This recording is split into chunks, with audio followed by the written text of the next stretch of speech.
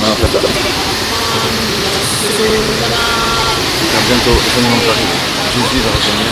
Et donc maintenant il faut demander pardon avant que les paix de Dieu vont arriver, avant que les terreurs vont arriver et que le fin du monde va arriver. Mais Jésus revient, c'est le moment de demander pardon, de tourner du péché et accepter le nom de Jésus.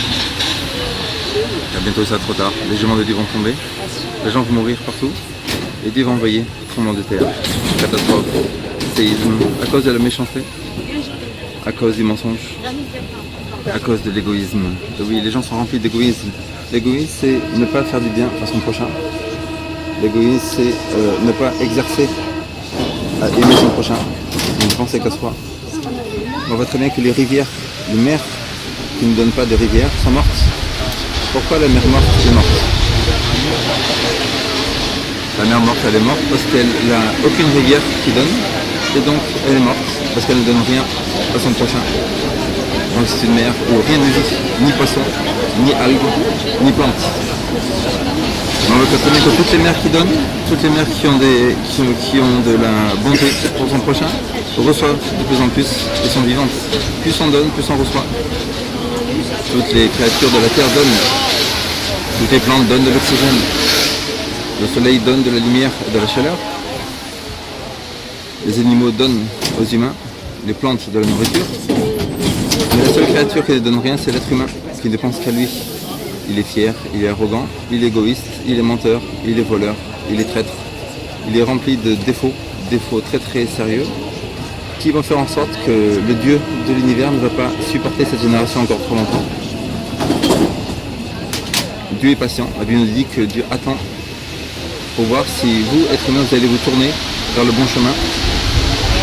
Si vous, être humain, vous allez suivre le chemin de la vérité, de votre conscience, et vous pourrez enfin suivre le créateur d'amour qui vous aime.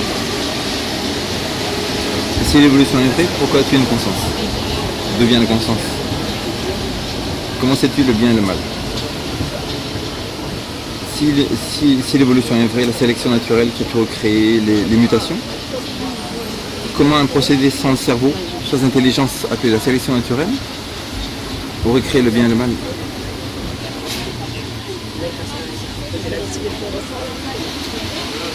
Il n'y a aucune preuve scientifique comme quoi une créature vient d'une autre.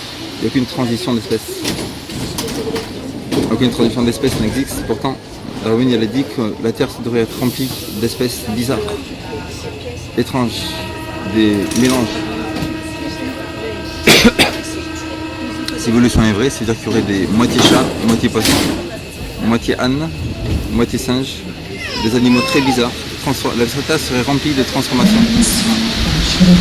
Mais on voit très bien que la Terre n'a que des espèces fixes. Donc maintenant c'est le moment de demander pardon à Jésus-Christ avant que ça soit trop tard. La fin du monde arrive. Jésus est mort sur la croix.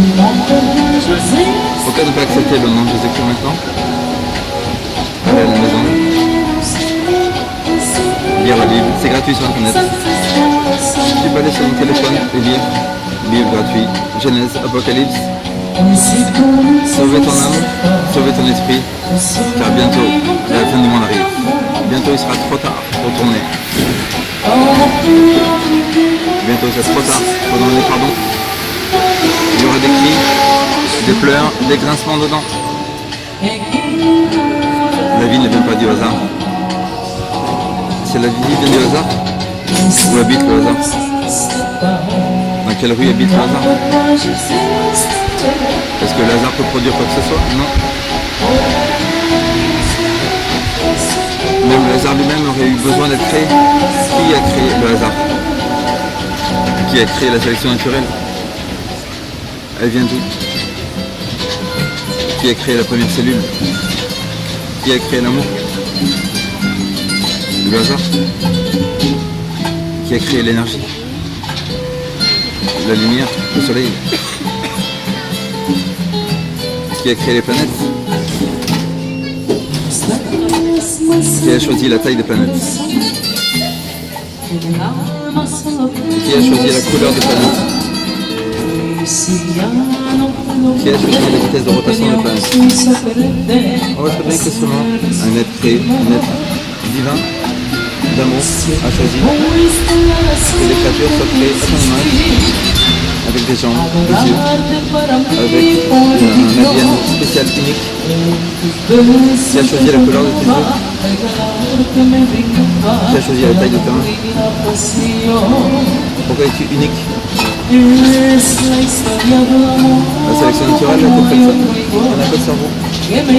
L'être d'amour, Dieu, Jésus-Christ, est venu mourir sur la croix pour toi. Son sang a coulé pour que tu aies la vie éternelle. Maintenant, à toi appartient le choix d'accepter ou de rejeter. Car bientôt il sera trop tard. Bientôt il sera trop tard pour accepter. Et tu ne pourras plus revenir en arrière. Comme dans un chemin qui termine et qui n'a qu'un sens. Et maintenant c'est le moment pour toi d'examiner les vérités et l'erreur. Savoir pourquoi tu es sur la terre. Pourquoi existes-tu? D'où vient... Qui a créé l'être humain, qui a créé l'oxygène? Est-ce par hasard qu'il y a de l'oxygène pour respirer? Est-ce par hasard que dans la nature il y a toute la nourriture dont on a besoin? Est-ce par hasard que le soleil brille suffisamment pour qu'on puisse avoir la vie? Le soleil serait un petit peu plus loin de la Terre, aucune vie possible. Le soleil serait un petit peu plus près de la Terre, aucune vie possible. Qui a choisi tout seul qu'un créateur d'amour. Il est écrit dans Jean chapitre 3 verset 16. Car Dieu a tant aimé le monde qu'il a donné son Fils unique, afin que quiconque croit en lui ne périsse point, mais qu'il ait la vie éternelle. Verset 17. Car Dieu n'a pas envoyé son Fils dans le monde pour condamner le monde, mais pour que le monde par lui soit sauvé. 1 Jean 3,4 nous dit, celui qui a le Fils a la vie, celui qui n'a pas le Fils de Dieu n'a pas la vie éternelle. Mais la colère de Dieu demeure sur lui. Pourquoi la colère de Dieu demeure sur une personne qui ne croit pas? Parce que malgré toutes les preuves, il ne croit pas dans la vérité et il est incrédule. Il y a écrit dans Apocalypse 21, verset 8, car les incrédules n'hériteront pas la vie éternelle. Il y a écrit que les menteurs non plus. Les menteurs, pourquoi mentir? Je disais qu'il y a des gens très riches sur la terre qui ne mentent jamais, qui ont tout le pouvoir, qui ont beaucoup de puissance, beaucoup d'argent, qui ont tout ce qu'ils veulent sans mentir. Il n'a aucun besoin de mentir, aucun besoin de dire des mensonges, qui ne sert à rien du tout. C'est pas en cachant la vérité qu'on avance dans la vie. Au contraire, plus tu dis la vérité, plus tu avances et plus tu réussis. Car l'intégrité d'une personne fait que Dieu te bénit.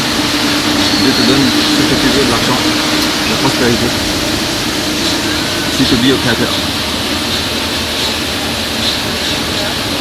La fin du monde arrive bientôt, les jugements de Dieu vont tomber, c'est dans Apocalypse chapitre 16 et 17. Apocalypse 16 et 17, c'est quoi? Les sept dernières paix vont tomber. Et ce qui va se passer, il est écrit il y a 100 ans, Ellen G. White nous a dit, cet islam-là va remplir la terre de terreur et de sang, et donc l'Europe et les États-Unis vont s'allier pour passer une loi dominicale. Donc on va retrouver l'Inquisition bientôt. Il faut dire ça dans le livre La tragédie des siècles, Ellen G. White, La tragédie des siècles. L'Europe et les États-Unis vont en avoir marre, et donc ils vont retourner à Dieu, mais en fait ils vont passer des lois, la loi dominicale, et le pape va s'allier au président américain. Une union du protestantisme et du catholicisme ensemble, qui va faire en sorte que tout le monde va passer une loi dominicale, loi du dimanche. Mais sa loi du dimanche n'est pas biblique. Le dimanche c'est le jour du soleil, le dia solis. On voit très bien Constantin. Constantin en fait nous a passé cette loi en 321, il a choisi le dimanche au lieu du samedi. Mais la parole de Dieu nulle part ne dit que le dimanche est un jour de Dieu. Le dimanche est le jour païen. Constantin a voulu allier les païens de l'Empire de Rome avec les vrais chrétiens. Les vrais chrétiens gardaient le samedi, le jour de repos, le sabbat. Et donc le test de tout être humain bientôt sera entre le samedi et le dimanche. Qui va garder le jour de repos de Dieu, des 10 commandements? On va tomber au pape et au président de la terre. Ton destin t'appartient. La fin du monde arrive. Jésus revient. C'est toi qui décides la vie éternelle ou la mort éternelle. Jésus nous dit il y aura des pleurs et des grincements de dents. Enfin, imagine, le jour où tu seras en enfer, qui te sortira de l'enfer? Tu auras des échelles pour sortir de l'enfer. Et tu pourras dire à Dieu, s'il te plaît, sors-moi de l'enfer, il fait chaud, il fait très chaud, s'il te plaît. Non, il n'y aura aucune position, aucune façon de sortir, car c'est maintenant que tu décides ton destin. L'Apocalypse 21 nous dit les menteurs, les voleurs, les incrédules, les efféminés, les voleurs, les arrogants n'hériteront pas la vie éternelle. Même Malachie chapitre 4 nous dit qu'il y a deux groupes de gens, les fiers et les arrogants, et les méchants n'hériteront pas la vie éternelle, ils seront brûlés, détruits. Car Dieu est amour. Dieu donne le soleil, Dieu donne la nourriture, Dieu donne la vie, Dieu donne les opportunités, gratuitement. Et c'est à toi maintenant de choisir ton destin. Qu'est-ce qui t'empêcherait maintenant d'aller sur ton téléphone, lire la Bible et savoir si c'est vrai ou pas. Et si c'est vrai, tu peux accepter le nom de Jésus et tourner, demander pardon.